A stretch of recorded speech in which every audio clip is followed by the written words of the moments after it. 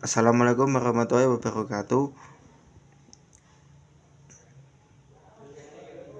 Di sini saya akan mempresentasikan buku Tradisi Pesantren karya Zamar Syari Dovir. Di sini saya lebih tepatnya akan mempresentasikan pada bab 1 di bagian pendahuluan. Oke, langsung saja masuk pada pembahasan. Yang pertama adalah terkait Ahlussunnah wal Jamaah. Ahlussunnah wal Jamaah ini sudah mulai berkembang pada abad ke-7 dan mencapai bentuk formulasinya pada abad ke-13. Pengertian Ahlussunnah sendiri adalah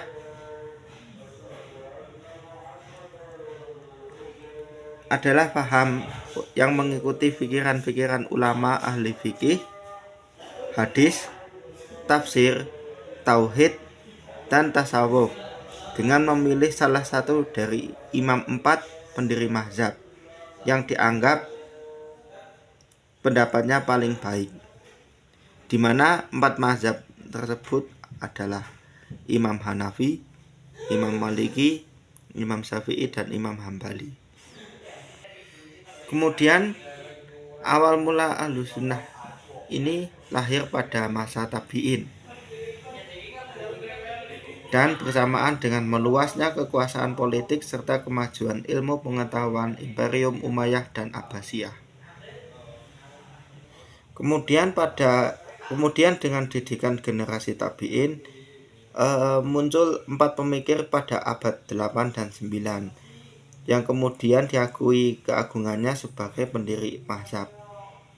Yang tadi sempat saya sampaikan di awal, ada Imam Hanafi, Maliki, Syafi'i, dan Hambali. Kemudian kesepakatan final para ulama untuk merumuskan paham Ahlussunnah wal Jamaah tercapai pada abad ke-13 setelah 4 kelompok ulama pengikut 4 mazhab utama menerima kebenaran pendapat para pendiri dan saling menghargai pendapat masing-masing mazhab.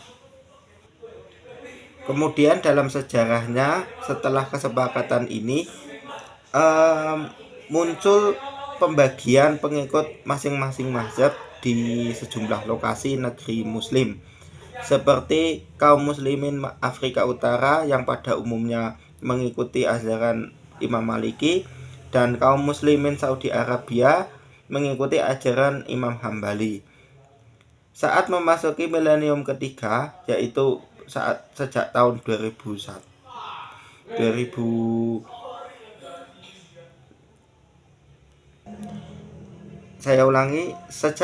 saat memasuki milenium ketiga, tepatnya sejak tahun 2001, beberapa negeri muslim seperti Irak kembali tercabik-cabik oleh pertengkaran di mana perbedaan mazhab mengemuka sebagai unsur pengelompokan. Kemudian bangsa Indonesia patut bersyukur dan sangat beruntung karena Islam mulai menyebar ke seluruh kepulauan Nusantara antara abad 13 sampai 16, di mana pada abad ini telah terjadi kesepakatan final tadi yang sempat saya jelaskan di awal, sehingga ulama-ulama di Indonesia dapat dengan tenang memilih, menyeleksi, dan menetapkan pandangan hidup keislaman masing-masing mazhab yang paling cocok untuk bangsa Indonesia. Penyeleksian ini berlangsung sampai dengan awal abad ke-21, dan dari penyeleksian yang dilakukan oleh ulama Indonesia, akhirnya muncul paham Ahlussunnah wal Jamaah untuk di Indonesia dengan versi di Indonesia dengan lebih lengkap tentunya. Definisinya yaitu dalam bidang dalam bidang hukum Islam menganut ajaran-ajaran salah satu 4 mazhab yang tadi sempat saya jelaskan di awal.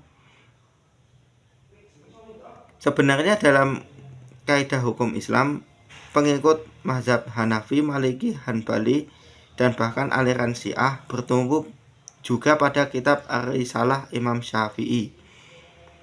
Perbedaan terletak pada sejumlah perumusan fatwa atau hukum positif. Mereka mengikuti keputusan ulama kelompoknya. Para kiai selain taat pada teori hukum dalam Ar-Risalah juga memilih tuntunan fatwa dalam Al-Um Imam Syafi'i. Kedua, dalam bidang tauhid menganut ajaran-ajaran Imam Abu Hasan Al-Asy'ari dan Imam Abu Mansur Al-Maturidi.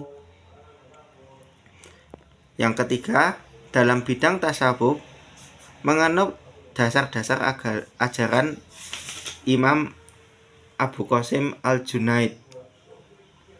Penganut mazhab lain mengikuti pandangan tasawuf masing-masing pendiri mazhab. Mereka menolak praktik tarekat, sedangkan para kiai membenarkan praktik tarekat yang tidak melanggar aturan-aturan syariah. Dari para imam yang sudah saya sebutkan sebelumnya, Imam Syafi'i, Al-Asy'ari, Maturidi, dan Imam Junaid sangat cocok dengan watak bangsa Indonesia karena mereka mengajarkan tawasud atau memilih jalan tengah, tasamuh atau toleran, dan tawazun, menjaga keseimbangan. Kemudian masuk pembahasan kedua tentang kolonisasi Eropa dan Islam Indonesia. Islam mulai memasuki kehidupan orang Indonesia itu sejak Majapahit hancur. Jadi awal kebangkitan Islam di Indonesia itu diawali dengan hancurnya kerajaan Majapahit. Dengan hancurnya kerajaan Majapahit ini muncul kerajaan-kerajaan Islam seperti contohnya kerajaan Samudra Pasai, kemudian kerajaan Demak, dan kerajaan-kerajaan lain yang muncul setelahnya. Namun saat Islam masuk ke Indonesia, menurut Raffles, masyarakat Indonesia kebanyakan atau mayoritas itu belum memiliki pengetahuan yang cukup tentang Islam. Bisa dikatakan bahwa masyarakat Indonesia pada saat itu hanya mengetahui Islam dan menjalankan perintah-perintahnya seperti menjalankan sholat, menjalankan zakat, puasa, haji jika mampu, dan perintah-perintah yang sifatnya itu masih umum dan belum mencapai tingkat yang tinggi dalam segi pengetahuan Islam. Kemudian saat Belanda memasuki Indonesia, Belanda mengeluarkan kebijakan atau keputusan yang dimana keputusan ini benar-benar membatasi agama Islam itu sendiri. Seperti contohnya Belanda membatasi kuota haji bagi masyarakat Indonesia.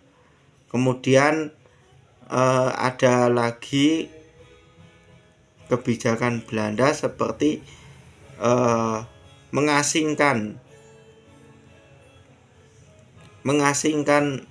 masyarakat Indonesia yang baru pulang haji ke sebuah tempat, dan pembatasan dalam hal menyiarkan agama Islam atau menyebarkan agama Islam itu juga termasuk hal yang dibatasi oleh pihak Belanda saat menjajah Indonesia pada saat itu. Gubernur Belanda saat itu, Jenderal Raffles, beralasan membatasi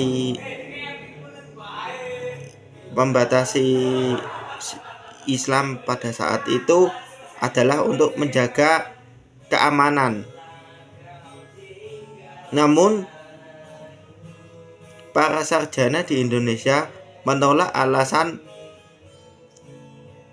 dari Jenderal Raffles ini, dikarenakan mereka menganggap bahwa pembatasan yang dilakukan Raffles saat itu adalah untuk menyebarkan agama mereka, yaitu agama Kristen.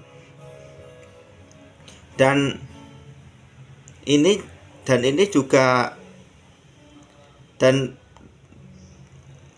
juga berbanding lurus dengan sejarah yang menyatakan bahwa tujuan Belanda menjajah Indonesia adalah 3G, yaitu glory atau mencari kejayaan, kemudian gold mencari kekayaan, dan gospel menyebarkan agama. Selanjutnya yang ingin saya sampaikan adalah terkait perkembangan masyarakat santri. Ada 4 poin yang ingin saya sampaikan dalam hal ini. Yang pertama adalah Islam telah menyebar di seluruh Indonesia melalui proses yang tidak mudah, penuh tantangan, dan secara bertahap, serta pada umumnya dilakukan sendiri oleh bangsa Indonesia. Artinya, perluasan Islam sehingga dipeluk hampir 90% penduduk di Nusantara pada dasarnya adalah pilihan bangsa Indonesia itu sendiri, bukan proses islamisasi dari kekuatan luar. Tahapannya dapat dibagi menjadi 2 gelombang besar. Yang pertama adalah pengislaman 90% orang Indonesia dari pertengahan abad ke-15 dan selesai abad ke-16. Yang kedua adalah pematapan mereka untuk betul-betul menyadari dan mengamalkan kewajiban Islam. Proses ini tidak pernah berhenti, bahkan sampai milenium ketiga ini masih berlangsung. Yang kedua, oposisi dan pembatasan yang dilancarkan oleh Belanda terhadap Islam telah mempersulit aktivitas kiai sebagai suatu kekuatan sosial, kultural, dan politik. Karena Islam tidak dapat memainkan peranan penting dalam percaturan politik di kota-kota, maka pusat-pusat studi Islam pindah ke desa-desa dalam kompleks pesantren yang dikembangkan oleh para kiai. Yang ketiga, dengan hancurnya elemen-elemen kehidupan perdagangan orang Indonesia sebagai akibat usaha Belanda memonopoli perdagangan baik di dalam maupun di luar negeri, proses penyebaran dan pematapan Islam mengambil bentuk yang lain.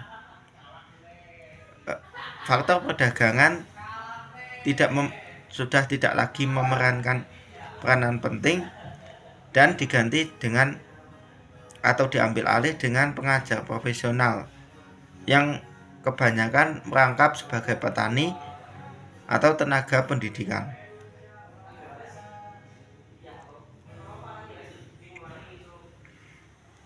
Mereka ini hampir semuanya memperoleh pendidikan Islamnya di pesantren. Kemudian yang keempat adalah karena kekurangan sarana untuk memaksakan kepatuhan ajaran Islam bagi pemeluknya, para kiai lebih menggantungkan pada persuasi dalam menarik hati para pengikutnya. Dalam hal ini, lembaga tradisional tidak dibuang, justru dijadikan sebagai sarana untuk menyebarkan dan memantapkan kehidupan Islam.